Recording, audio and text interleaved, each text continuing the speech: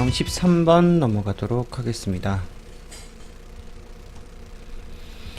상온에서 금속 결정의 단위 격자가 면심 입방 격자인 것만을 모두 고른 것은, 야, 이거 너무했다. 이거 뭐 다른 방법 있습니까? 다 외워야지. 야, 근데 이건 사실 저도 못 외우고 있고요. 이게 뭐 BCC인지 FCC인지 HCP인지 뭐 하나하나 외우면 좋은데 저도 사실은 못 외우고 있습니다. 그래서 다 찾아봤어요. 위키백과에 찾으니까 다 잘 나오더라고요.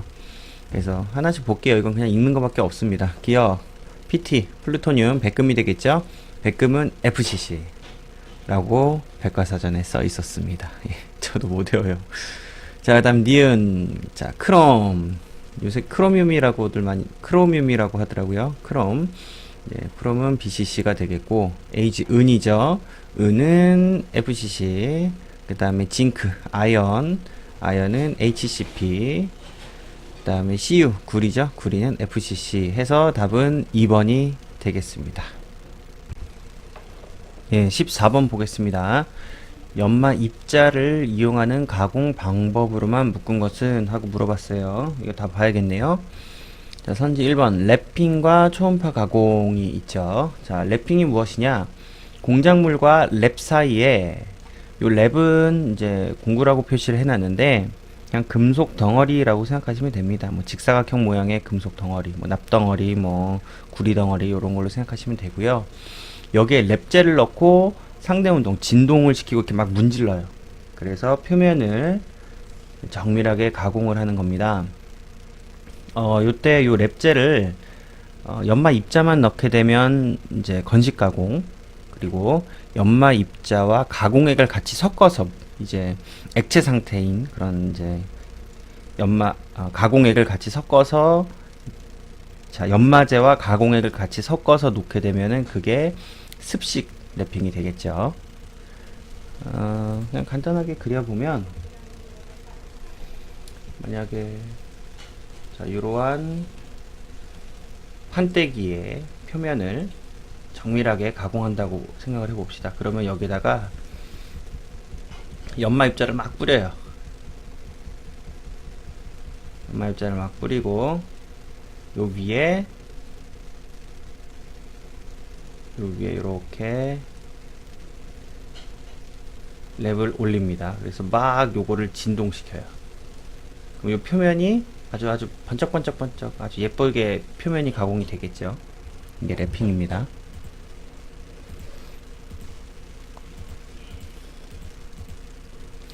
다음 초음파 가공.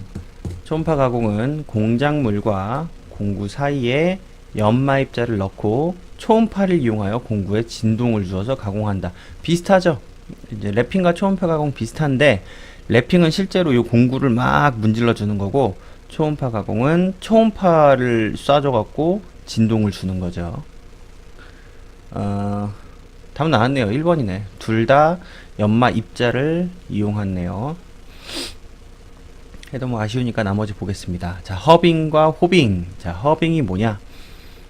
특정 형상으로 경화 처리된 공구로 공작물의 공동부를 만드는 가공, 구멍 만드는 거예요. 구멍.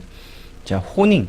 호닝은 3개 이상의 직사각형 숫돌을 축의 방사형으로 부착하여 내면을 가공. 이거는 구멍 내면을 또 다듬는 가공입니다. 이거는 이제 공통점으로 치자면 구멍이에요. 구멍. 예, 공동부. 내부, 공작물 내부의 공동부를 가공하는 그런 공통점이 있겠네요. 다음 3번 슈퍼피니싱과 방전 가공 보겠습니다. 슈퍼피니싱, 숫돌을 공작물 표면에 접촉시켜서 진동을 준다. 이게 랩핑이랑 비슷한데 차이점은 네, 죄송합니다. 자, 랩핑은 공구 따로, 그다음 랩제 따로입니다. 요 랩제, 연마 입자를 따로 뿌려줘야 돼요. 공구는 직접적으로 이제 연마해주지는 못하고, 요 연마제인, 연마 입자인 랩제를 따로 넣어줘야 되는데, 슈퍼피니싱은 공구 자체가 이제 연마 입자를 이용해서 만든 숫돌인 거죠. 이런 차이가 있고요. 방전 가공은 앞에서 다뤘죠. 그래서 전극을 마이너스, 공작물을 플러스로 해서 전기로 스파크를 만들어서 고온을 만들어서 이 공작물을 녹여내는 겁니다. 고온으로. 자, 그 다음에 4번 스피닝과 버핑. 스피닝, 금속 판재를 회전시키며 공구로 눌러서 가공. 이거 예전에 자꾸 뭐 예전 얘기해서 그렇긴 한데, 이게 그 저기 방송 프로그램 중에 극한 직업이라는 프로그램에서 스피닝을 이용해서 어떤 이제 금속재 냄비라든지 그릇을 만드는 공장이 나온 적이 있어요. 그래서 아주 거기 장인들, 기술자분들이 나와갖고 이제 하시는데, 스피닝이 뭐냐면 요런 모양의 틀이 있다라고 봅시다. 얘가 이렇게 회전하는 거예요. 이 틀에다가 이런 철판을 갖다가 대요. 여기다 철판을 이렇게 딱 갖다 대고, 얘를 돌리면서 얘도 같이 돌죠. 이 철판도 같이 돕니다. 그러면서 공구를 여기다가 딱 갖다 대요. 이런 공구를 갖다 대고 눌러줍니다. 이렇게 요걸 따라서 이렇게 쭉 눌러주면 이렇게 휘겠죠. 요 위도 같이 휘겠죠. 그러면은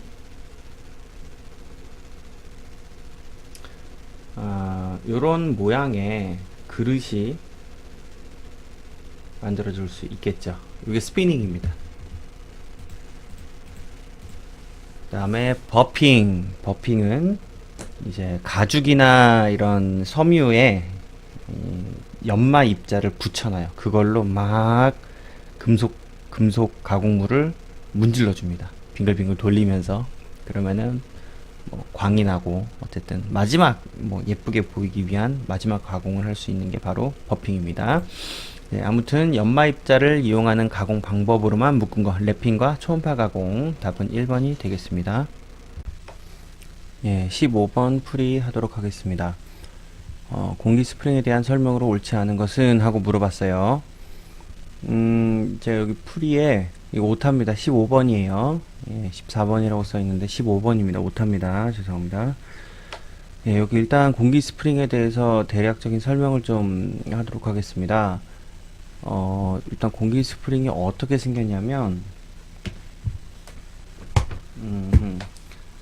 옆에서 본 단면을 좀 그렸을 때, 이렇게 위쪽에 지지할 수 있는 단단한 금속, 보통 금속으로 많이들 만드는데 단단한 부분이 있고요. 이렇게 밑에도 지지할 수 있게 해주고,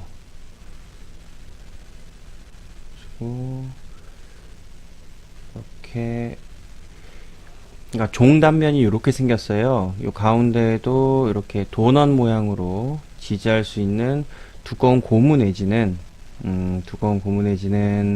금속재로 또 이렇게 링을 이렇게 끼워줍니다. 종단면이에요. 요거 포털 사이트에 공기 스프링이라고 검색하시면은 사진 많이 나옵니다. 그거 확인하시면 될 것 같고요. 얘는 일단 생김새에서 보시다시피 이렇게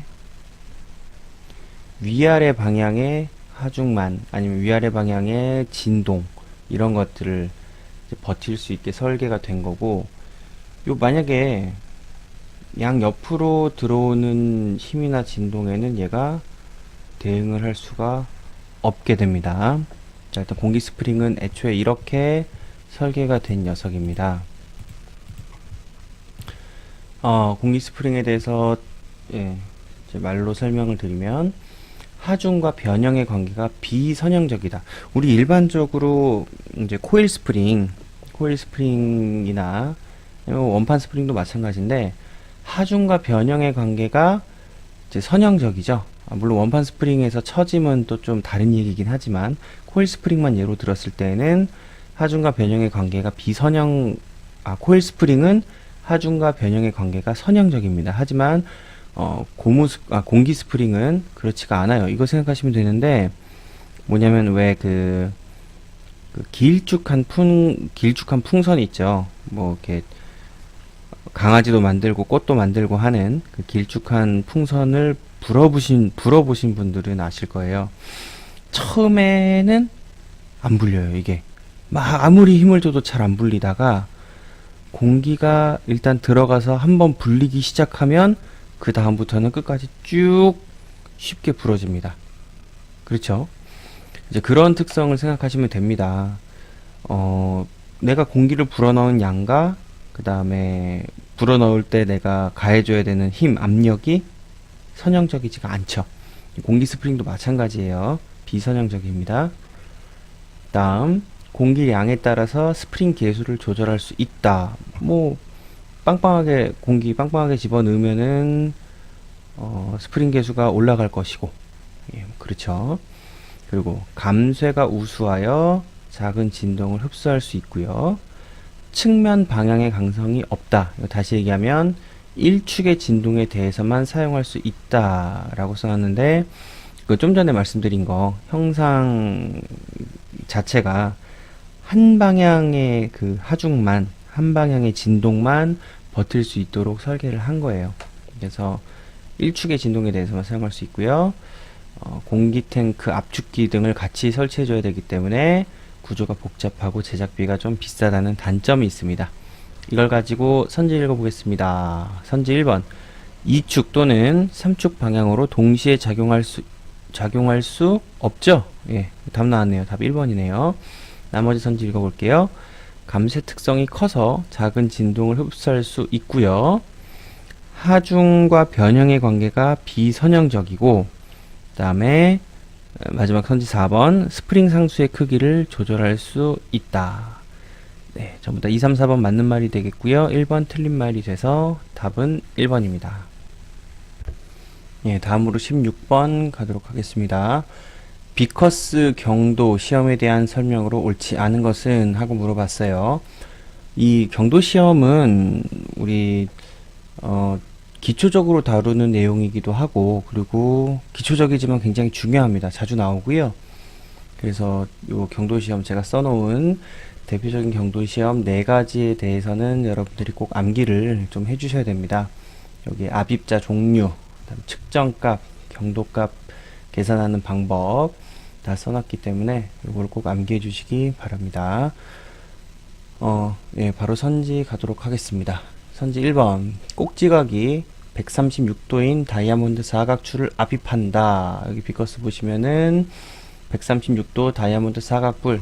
뭐 사각추건 사각뿔이건 어쨌든 그 모양은 그거잖아요. 저기 피라미드. 예, 피라미드 이제 거꾸로 뒤집은 모양을 그 시험 대상물에다가 이렇게 압입하는 거죠. 예, 1번 맞는 말이 되겠고요. 자, 2번. 경도는 작용한 하중을 압입 자국의 깊이로 나눈 값이다 라고 되어 있는데, 비커스 경도값 계산 보시면 압입 하중을 압입 자국의 표면적으로 나눠주네요. 예, 그쵸. 그러면은 2번이 틀린 말이 되면서 답은 2번이 되겠습니다. 나머지도 한번 읽어보죠. 뭐 지라강과 침탄강의 경도 시험에 적합하고요. 그리고 압입 자국의 대각선 길이는 현미경으로 측정 하겠죠. 예, 정밀하게 측정을 해야 되니까 3, 4번을 모르더라도 2번이 너무 틀렸기 때문에 답을 찾으실 수 있겠습니다. 예, 16번의 답은 2번입니다. 예, 다음 17번 풀이하도록 하겠습니다. 펌프에 대한 설명으로 옳지 않은 것은? 하고 물어봤어요. 선지 읽겠습니다. 자, 선지 1번. 송출량 및 송출 압력이 주기적으로 변화하는 현상을 수격 현상이라 한다. 요거 서징이죠. 송출량 및 송출 압력이 우리 왜 심장이 뛰듯이 맥동을 하는 그런 이제 주기적으로 변화하는 현상을 우리는 서징이라고 합니다. 그러면은 수격 현상이 뭐냐? 예, 수격 현상 워터 해머링은 밸브의 급격한 개폐, 그다음에 액체 배관에서 기체가 갑자기 혼입되거나 이런 것들에 의하여 관 내부의 유속이 급변하는 경우에 발생하는 이상 압력으로 진동과 충격음이 발생한다. 그러니까 그 배관에서 꽝꽝 그 진짜로 망치로 때리는 듯한 소리가 납니다. 수격 현상이 발생하면. 그런데 어떤 맥동, 주기적으로 변화하는 그런 현상은 이제 아니에요. 수격 현상은. 그걸 우리가 서징이라고 합니다.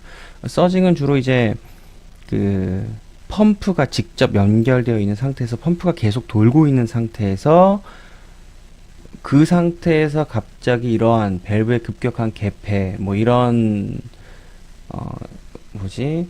관 내부의 유속이 급격하게 변하는 그런 이제 환경이 됐을 때, 펌프가 돌고 있을 때, 그럴 때 이 송출량 및 송출 압력이 주기적으로 변화합니다. 맥동을 가지게 돼요. 예. 어쨌든 답이 바로 나왔네요. 답이 1번입니다. 나머지 읽어보도록 하겠습니다. 2번, 선지 2번. 왕복 펌프는 회전수의 제한을 받지 않아 고양정에 적합하다. 여기서 양정이라 함은 압력을 얘기를 합니다. 예. 우리가 액체를 다룰 때 쓰는 이제 압력이라는 말과 같은 의미로 쓰는 게 양정이라는 게 있고 수두라는 게 있죠. 예, 그거는 뭐 나중에 따로 설명할 기회가 있을 건데, 아무튼 왕복 펌프는 고압력에 적합합니다.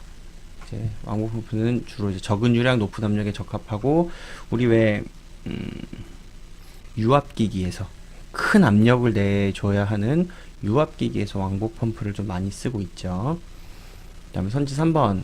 원심 펌프는 회전차가 케이싱 내에서 회전할 때, 그러니까 회전차가 저기죠, 그 바람개비, 실제로 돌면서 유체를 밀어주는 역할을 하는 그런 어떤 프로펠러 바람개비고, 케이싱은 그 주변에 있는 케이스 얘기하는 거예요.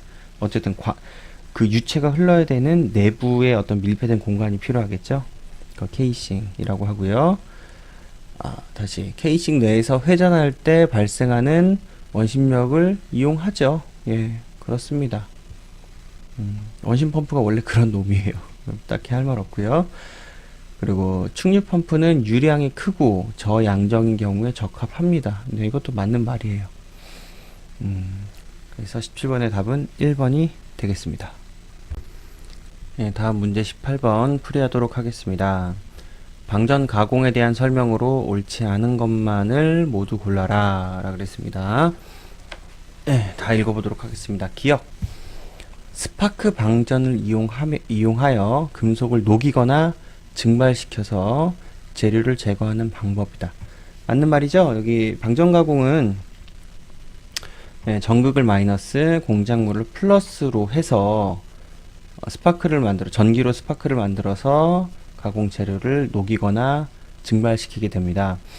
우리 용접할 때 배우게 되는데, 용접에서 플러스인 부분이 전체 발열량의 70% 정도를 이제 플러스인 부분에서 발생이 되고, 마이너스인 부분에서는 30% 정도 거기서 이제 발열을 하게 되는데, 우리 지금 여기 방전 가공에서 목적이 뭐예요? 이 해당 공작물을 녹이는 게 목적이기 때문에 공작물을 당연히 플러스로 해야죠. 얘를 더 많이 녹여야 되니까. 전극이 마이너스면 공구가 마이너스라는 소리인데, 만약에 전극을 플러스로 해봅시다. 그러면은 공구 소모만 엄청나게 많겠죠. 공작물은 별로 녹이지도 못하면서. 네, 그러니까 어쨌든 기억은 맞는 말이 됩니다. 니은 방전 가공에 사용되는 절연액은 냉각제 역할도 할 수 있다. 이거 맞죠? 예, 기계 공작할 때 사용하는 윤활제, 절연액 등 액체들은 모두 냉각 효과가 있습니다.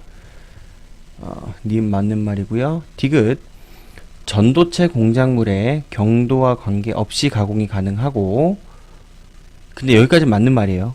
경도와 관계없죠. 전기만 통하면 되니까. 경도와 관계없이 가공이 가능하고, 공구 전극의 마멸이 발생하지 않는다. 공구 전극도 소모됩니다. 네, 디귿 전도체 공작물만 가공할 수 있고, 강도, 경도, 인성 등은 관계없으며 공구 전극의 마모가 있습니다. 얘도 같이 녹아요. 예, 그래서 일단 디귿은 넣으면 되고, 디귿. 근데 지금 벌써 요렇게만 하면, 아유, 얘가 방해하네요. 지금 벌써 이렇게 해버리면 3번이 답이 나왔죠. 네, 확실하게 하기 위해서 시간 얼마 안 드니까 마저 읽어보도록 하겠습니다. 리을 공구 전극의 재료로 흑연, 황동 등을 사용합니다. 네. 흑연에도 전기 통하는 거 아시죠? 예. 어쨌든 리을 맞는 말이고, 미음 봅시다. 공구전극으로 와이어 형태를 사용할 수 있습니다. 그래서 디귿과 미음이 틀린 말이 되면서 답은 3번이 됩니다.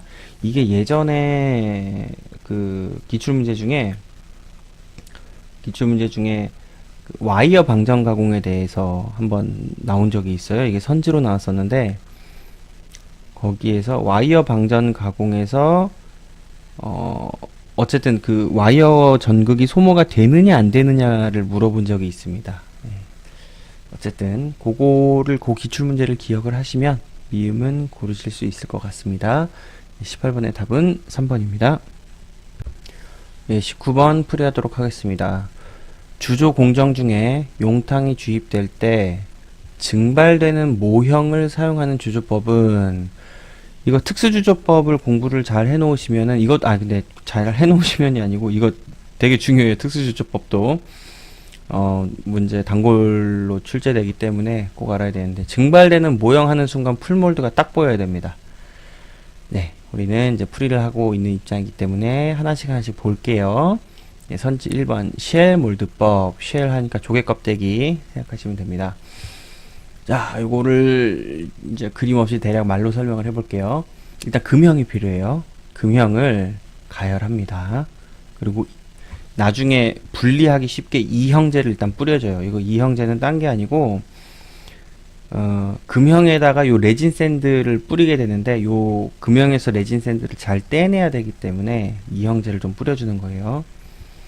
예, 이형제를 도포하고 레진 샌드를 뿌려서 피복시킵니다. 얇게 껍데기를 한번 입혀요. 이거를 다시 가열하면은 레진 샌드가 경화해서 조개 껍데기 같은 쉘이 만들어지게 됩니다. 요 쉘을 이제 금형에서 분리해요. 요 분리하려고 이형제 바른 거고, 그래서 짝을 맞추어서 쉘 주형으로 사용합니다.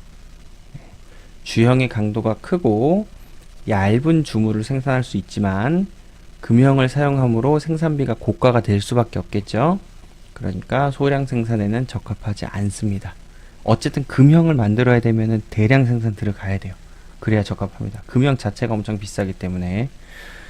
자, 1번은 증발되는 모형 없죠. 금형인데 금형을 증발시킨다? 말이 안 되죠. 뭐 금형을 증발시키기도 힘들 뿐더러 증발시키는 금형? 미친 짓이죠. 너무 비싼데.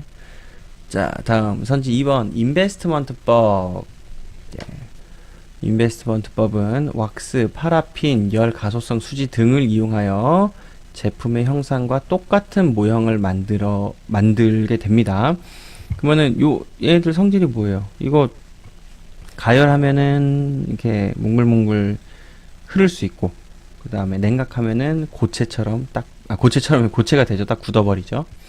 이런 것들을 이용해서 모형을 만들어서 점결제와 미세화 내화물을 배합한 인베스트먼트 재료, 어쨌든 그 주변에다 뭘 둘러쌀 거예요. 그런 인베스트먼트 재료를 여러 겹 바르고 건조시킵니다. 요거를 그대로 가열하면, 자, 왁스, 파라핀, 열 가소성 수지, 얘네들 가열하면 액체가 되면서 흐르겠죠. 그러면은 이를 가열하면 모형은 녹아서 점점 배출이 되고, 요 여러 겹 바른 인베스트먼트 재료는 경화됩니다. 그러면은 정밀하고 모양이 복잡하고 기계 가공이 어려운 경질 합금이나 내열 합금을 주저하는데 많이 이용하게 됩니다. 이 인베스트먼트법을. 재밌죠? 가열하면서 주형인 인베스트먼트 재료는 경화되고, 그게 점점 가열하면서 내부까지 열이 전달되면 그 속에 있는 모형인 왁스는 녹게 되는 거죠. 예, 어쨌든 녹긴 하지만 증발은 안 되죠. 예, 2번도 답이 아닙니다. 네, 3번 보겠습니다. 풀몰드법. 발포 폴리스티렌을 사용하여 라고 되어 있는데, 발포 폴리스티렌이 뭡니까? 우리 흔히 생각할 수 있는 적입니다. 저거 스티로폼. 네, 스티로폼을 사용해서 모형을 만들고 그 주변에다가 주물사로 주형을 만든다. 그러니까 주물사를 쳐갖고 주형을 그대로 만드는 거예요. 그러니까 이제 그게 꽉 차 있겠죠. 속 안에는 스티로폼 모형, 그리고 그 주변에는 이제 주물사로 주형이 딱 이제 꽉 차 있는 상태가 되겠죠. 그 이후에 요 주형의 그 속에 이제 스티로폼이 차 있는데 거기다가 그냥 용탕을 넣어버리는 거예요. 뜨거운 용탕을. 저기 스티로폼 한번 태워 보셨는지 모르겠는데 태우면 안 되긴 하지만 예, 태우면 안 돼요. 예, 태우면 안 됩니다. 아무튼간 이 스티로폼이 뜨거운 것을 만나면 그냥 기화가 돼 버려요. 다 그 기체가 돼서 날아가 버립니다. 그리고 또 마찬가지로 용탕이 뜨거우니까 요 스티로폼이 순식간에 기화되어서 바깥으로 배출됩니다. 네, 답 나왔네요. 예, 3번이고요. 네, 마지막 4번 슬러시 주조. 네, 용탕을 어쨌든 주형에다가 용탕을 주입한 후에 완전 응고될 때까지 기다리지 않고 주형 속에서 다 응고되지 않은 용탕을 바깥쪽으로 쏟아내버립니다. 이게 뭔 소리예요? 내부가 꽉 차지 않아도 되고 아니면은 내부의 모양이 별로 중요하지 않다는 얘기죠. 그리고 그렇게 내부에 있는 쇳물을 용탕을 바깥으로 쏟아내버리게 되면 용탕 재료도 절약할 수가 있고 그 다음에 무게도 그 재료 그러니까 공작된 그 주물의 무게도 줄일 수 있고 여러 가지 이득이 있겠죠. 그래서 장식품, 장난감처럼 속이 비거나 내부 표면의 상태가 나빠도 되는 경우에 사용하는 게 슬러시 주조가 되겠습니다. 어쨌든 증발되는 모형은 풀몰드법. 답은 3번입니다. 예, 마지막 20번 문제 풀이하도록 하겠습니다. 마그네슘에 대한 설명으로 옳은 것은 이거 너무했다. 그쵸? 이런 식이라면 모든 어떤 이제 원소의 성질을 다 외우라는 것밖에 안 되는데 이런 문제 참 너무해요, 진짜. 그래도 풀이를 하도록 하겠습니다. 자, 1번 산소와 반응하지 않는다. 자, 마그네슘은 공기 중에 노출되면 산소와 반응하여 투과성이 오타가 또 있네요. 투과성이 작고 제거하기 어려운 산화 피막을 형성하여 더 이상의 산화를 막는다. 자, 요거 저기 알루미늄이랑 성질이 비슷하네요. 그렇죠? 알루미늄도 이런 성질이 있죠. 하지만 분말이나 얇은 선으로 만들면 빠르게 연소하여 백색광을 내며 산화 마그네슘과 질화 마그네슘을 형성한다. 이것도 알루미늄이랑 성질이 참 비슷하네요. 예, 어쨌든 1번은 틀린 말이네요. 산소가 반응을 하니까 1번 틀린 말이고요. 2번 비중이 1.85로 공업용 금속 중 가장 가볍다. 예, 마그네슘은 공업용 금속 중 가장 가벼운 건 맞고요. 비중은 1.741입니다. 이걸 어떻게 다 외우고 있으라는 건지 참. 다음 3번 전기화학적으로 전위가 높아서 내식성이 좋다라고 써 있는데 전기화학적으로 반응성이 비교적 높으므로 내식성이 좋지 않습니다. 그거 중학교 때 그거 외우셨나요? 반응성? 칼카나마, 아라천리, 준합수구, 수은은, 백금금. 그래서 수은, 백금 이렇게 해갖고 칼카나마, 아라천리, 준합수구, 수은, 백금. 이거 외우셨는지 모르겠는데 칼카나마에서 마가 마그네슘이에요. 예. 요 순서대로 이제 반응성 순서대로 좀 외운 건데 비교적 앞쪽에 있죠. 비교적 반응성이 높아요. 그래서 내식성이 좋지 않습니다. 3번 틀린 말이 되겠고요. 4번 열 전도율은 구리보다 낮다라고 되어 있는데